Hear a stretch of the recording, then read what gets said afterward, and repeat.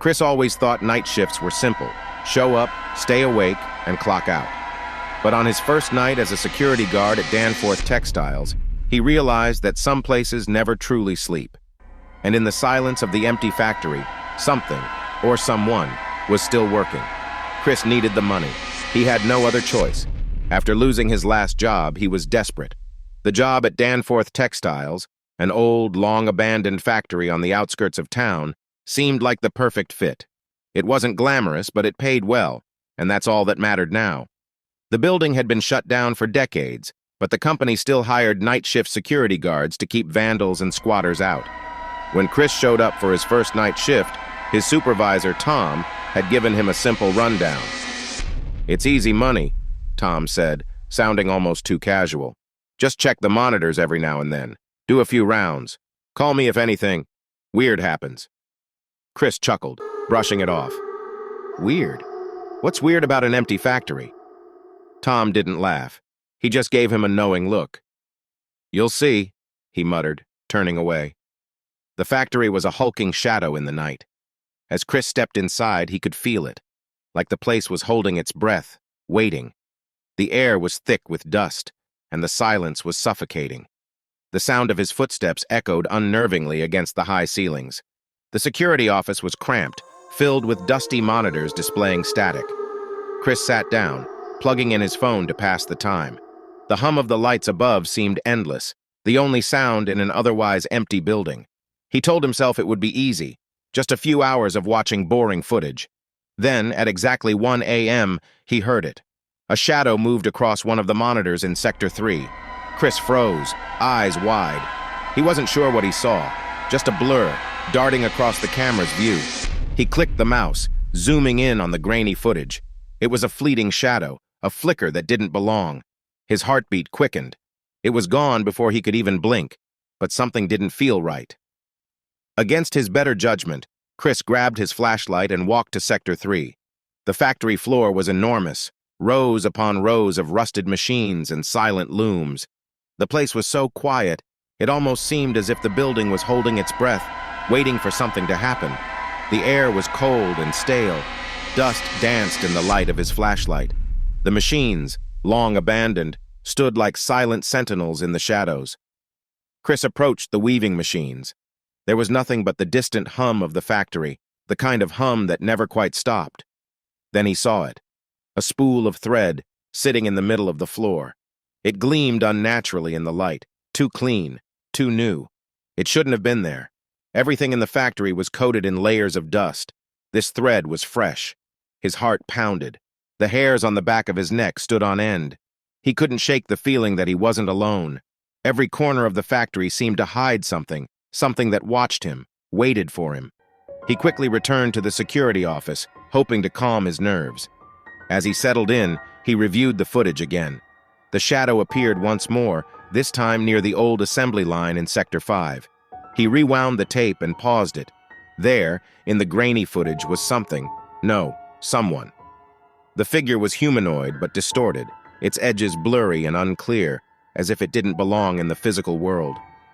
Chris's breath caught in his throat. He had to check. He had to know if it was real. With his hands shaking, Chris grabbed the flashlight again and made his way to Sector 5. The air felt colder now, heavy, as if the factory itself was exhaling. He walked cautiously, his footsteps echoing in the darkness. When he reached the assembly line, he froze. The conveyor belt was moving. It was slow, almost agonizingly so, but the belt was turning. The machines hummed to life, creaking as if waking from a long slumber. A sewing machine, an old, rusted one, began to stitch something on the conveyor. The needle moved rhythmically, pulling at the fabric, as if an invisible worker was operating it. Chris's breath hitched. He should have turned and run, but something kept him rooted to the spot. The sound of the machine's needle punctuated the silence, and the fabric slowly, eerily, started to take shape. Then, click. The machine stopped. Silence. Chris stood there, frozen, trying to process what he had just seen. A sudden tapping sound broke the silence. It was faint at first, but it grew louder. Tap, tap, tap. He whirled around. His flashlight beam swept through the darkened factory floor. The tapping was coming from the dyeing room. Tap, tap, Tap. Chris's pulse hammered in his chest. He couldn't tell if the sound was coming from the machines or something else, something alive. He walked towards the dying room, his steps quickening. The room was even colder. The air felt damp, thick with the smell of chemicals. As he approached the large metal vats, his flashlight flickered, casting long, twisted shadows. Then he saw it.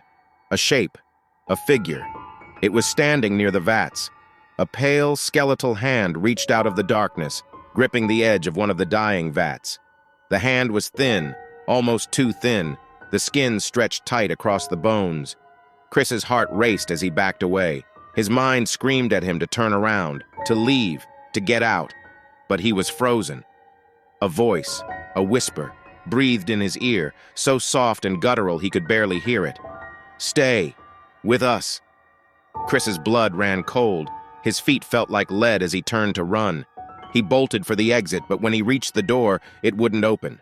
He pulled the handle, pushing against it, but the door wouldn't budge. It was as if the factory itself was holding him inside. A deep, low laugh filled the air, reverberating off the walls. The shadows closed in, stretching toward him, moving in unnatural ways. The air was thick, suffocating. He turned, desperate, and sprinted down the hallway. His flashlight slipped from his hand, but he didn't stop. Behind him, he heard the unmistakable sound of dragging footsteps. Slow, deliberate, like something or someone was following him. He didn't remember how he made it to the security office. He only knew that when he stumbled back in, the monitors were completely dark, except for one. On the last remaining camera feed, Sector 7, the dying room, there was a figure standing in front of the vats, staring directly into the camera. Its hollow eyes were locked onto his. The next morning, Tom arrived for his shift, expecting to find Chris, but the security office was empty. His flashlight was left behind, and the door to the dying room was wide open. Chris's car was still parked outside, but there was no sign of him.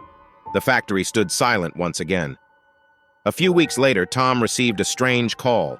A local woman had found something in the factory, something that shouldn't have been there.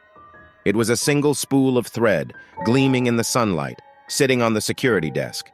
And the factory?